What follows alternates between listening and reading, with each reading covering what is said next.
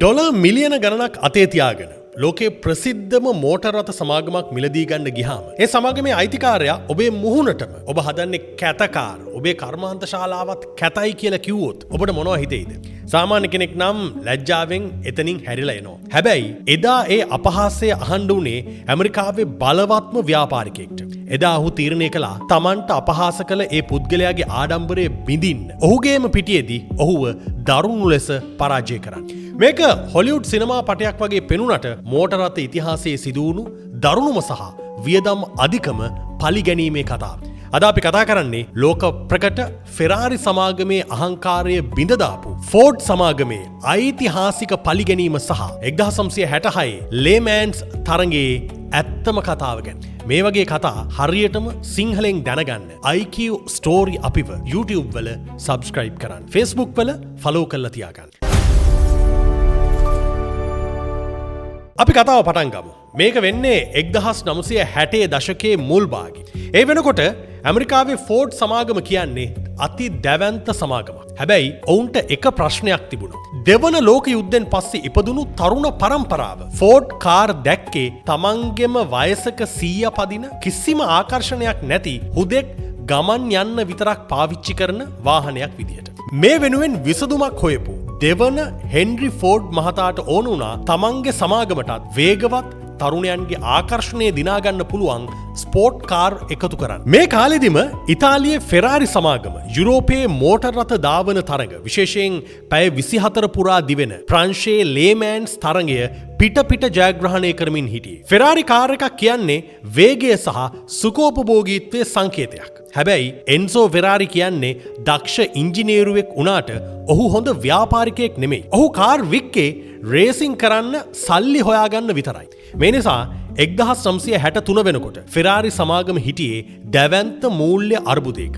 මේ අවස්ථාවෙන් ප්‍රයෝජන ගන්න හිතපු ෆෝඩ් සමාගම ෆෙරාරි සමාගම ඩොලර් මිලියන ගණනක් දීලා මිලදී ගන්න තීරණය කළා. මාස ගණනාවක් පුරා නීතිඥයින් සහ ගණකාධිකාරීවරුන් ඉතාලියට යවලා මේ ගනුදෙනුව කතා කළා. හැමදේම සාර්ථකව අවසන් වෙන්න ඔන්න මෙන්න තියෙද්දි ගිවිසුමේ එක වගන්තියක් එන්සෝ ෆෙරාරිගේ ඇහැ ගැටුණා. ඒ තමයි මෝටර් රථ ධාවන තරඟ සඳහා යන වියදම් සහ තීරණ ගැනීමේ පූර්ණ අයිතිය ෆෝඩ් සමාගමට හිමි වෙනවා කියන එක. ෆෙරාරි කියන්නේ තමන්ගේ ජීවිතේම රේසිං වෙනුවෙන් කැපකරපු මිනිහෙක්. ඔහුට මේක කිසිසේත්ම දරාගන්න බැරි වුණා. එතනදිම ගිවිසුම වීසි කරපු එන්සෝ ෆෙරාරි ෆෝඩ් සමාගමේ නියෝජිතයින්ට දැඩි ලෙස අපහාස කළා. ඒ විතරක් නෙමෙයි හෙන්රි ෆෝඩ් ගැන කියමින් ඔහු සැබෑ හෙන්රි ෆෝඩ් නෙමෙයි නිකන් හෙන්රි ෆෝඩ් ඔහු දෙවෙනියා කියලා පෞද්ගලිකවම මඩ ගැහුවා. මේ පණිවිඩය ඇමරිකාවට ගියාම හෙන්රි ෆෝඩ් කොයි තරම් කෝපයට පත් වුණාද කියනවනම් එදාම ඔහු තමන්ගේ ප්‍රධාන ඉංජිනේරුවට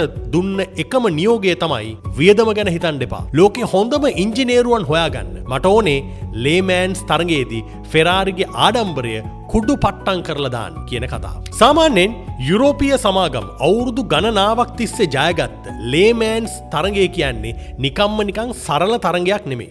ඒක හරියට මීටර් 100 දුවන ධාවන තරඟයක් වගේ නෙමෙයි. දින ගණනක් දුවන මැරතන් තරඟයක් වගේ එකකුත් නෙමෙයි. එක දිගට පැය 24ක් උපරිම වේගයෙන් ධාවනය කරන්න ඕන තරඟයක්. රියදුරන්ට වැස්සේ අඳුරේ පැයට කිලෝමීටර් 300ට වඩා වැඩි වේගයකින් වාහනය පාලනය කරගෙන එළවන්න වෙනවා. මේ අභියෝගය ජයගත්ත ෆෝඩ් සමාගම ෆෝඩ් GT40 නමින් අලුත්ම මෝටර් රථයක් නිර්මාණය කළා. හැබැයි පළවෙනි අවුරුදු දෙකේදී, ඒ කියන්නේ 1964 1965 ෆෝඩ් සමාගමට ලේමෑන්ස් පිටියේදී ලැබුණේ අන්ත පරාජයක්. ඔවුන්ගේ කාර් වේගවත් වුණත් පැය 24ම දුවන්න තරම් ඒවැ තාක්ෂණය ශක්තිමත් වුණේ නැහැ. එන්ජින් එක අධික ලෙස රත් වුණා. ගියර් බොක්ස් කැඩිලා ගියා. විශේෂයෙන් එන්ජිමේ උෂ්ණත්වය පාලනය කිරීම විශාල අභියෝගයක් වුණා. සාමාන්‍යයෙන් මෝටර් රථයක එන්ජිමක් සිසිල්ව තබා ගැනීම සඳහා එන්ජින් ඔයිල් වලට වඩා රේඩියේටරයේ ආශ්‍රිත එන්ජින් කූලන්ට් පද්ධතිය මූලික වෙනවා. ලේමෑන්ස් වගේ තරඟයකදී පැයට කිලෝමීටර් 320කට වඩා වේගයෙන් දුවනකොට මේ එන්ජිම ඇතුලේ උත්පාදනය වෙන තාපය අති විශාලයි. මුල් කාලෙදී මේ කූලන් පද්ධතියට ඒ අධික තාපය පාලනය කරගන්න බැරි වෙලා එන්ජිම පුපුරලත් ගියා. මේ මහා පරාජයෙන් පස්සේ ෆෝඩ් සමාගම මේ ව්‍යාපෘතිය සම්පූර්ණයෙන්ම බාර දුන්නේ ඇමරිකානු මෝටර් රථ නිර්මාණකරුවෙක් වන කැරෝල් ෂෙල්බිල්ට. ඔහුත් එක්ක මේ ව්‍යාපෘතියට එකතු වුණා කේන් මයිල්ස් කියන අති දක්ෂ හැබැයි ටිකක් මුරණ්ඩු බ්‍රිතාන්‍ය ජාතික රේසිං රියදුරා. ඔවුන් දෙදෙනාම එකතු වෙලා මේ GT40 මෝටර් රථය සම්පූර්ණයෙන් වෙනස් කළා. වායු ගතික විද්‍යාව ඒරෝඩයිනමික්ස් වැඩි දියුණු කළා. එන්ජිම සිසිල් කරන පද්ධති අලුතෙන් නිර්මාණය කළා. ඒ වගේම කාර් එකේ බ්‍රේක්ස් ඉක්මනින් මාරු කරන්න පුළුවන් ක්‍රමයක් ලෝකයේ පළමු වතාවට ඔවුන් මේ කාර් එකට හඳුන්වලා දුන්නා.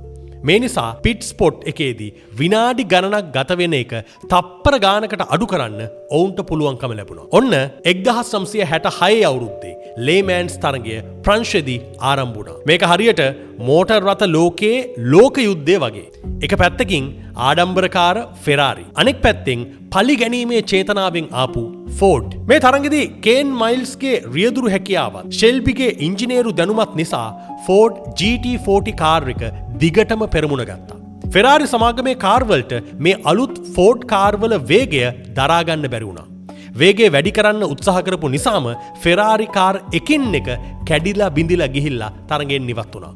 තරගේ අවසන් පැය කිහිපය තියෙද්දී තරගේ පෙරමුණෙන් හිටපු එකම එක ෆෙරාරි කාර් එකත් කැඩිලා ගියා. ෆෝඩ් සමාගමේ GT40 කාර් තුනම තරගේ පළමු දෙවන සහ තෙවන ස්ථානවල පෙරමුණ අරගෙන හිටියා. කේන් මයිල්ස් හිටියේ පැහැදිලිවම පළමු තැන. හැබැයි මෙතනදී ලොකු මතභේදාත්මක සිදුවීමක් සිද්ධ වුණා. ෆෝඩ් සමාගමේ ප්‍රධානීන් තීරණය කළා මේ ෆෝඩ් කාර් තුනම එක පෙළට අවසන් රේඛාව පසු කළොත් ඒක ලෝකේ පුරාම ලොකු මාධ්‍ය සංදර්ශනයක් වෙයි කියලා. එනිසා ඔවුන් කේන් මයිල්ස්ට නියෝග කළා තමන්ගේ වේගය අඩු කරලා අනිත් ෆෝඩ් කාර් දෙකට ලං වෙන්න ඉඩ දෙන්න කියලා. කේන් මයිල්ස් දැඩි අකමැත්තෙන් වුණත් කණ්ඩායමේ ජයග්‍රහණය වෙනුවෙන් ඒ නියෝගයට කීකරු වුණා. වාහන තුනම එකට ලස්සනට අවසන් රේඛාව පසු කළා. හැබැයි තරඟ නීති රීතිවලට අනුව බෲස් මැක්රලන් පදවපු කාර් එක තරඟ ආරම්භයේදීත් කේන් මයිල්ස්ගේ කාර් එකට වඩා මීටර් කිහිපයක් පිටුපසින් හිටපු නිසා මැක්ලරන්ගේ කාර් එක වැඩි දුරක් ධාවනය කරලා තියෙනවා කියලා තරඟ සංවිධායකයින් තීරණය කළා. මේ නිසා කේන් මයිල්ස්ට තමන්ගේ මහන්සියෙන් ලබාගත්ත නිල ජයග්‍රහණය අවාසනාවන්ත විදිහට අහිමි වුණා. මේ කතාවෙන් අපිට ගන්න පුළුවන් ප්‍රධාන පාඩම් කීපයක් තියෙනවා.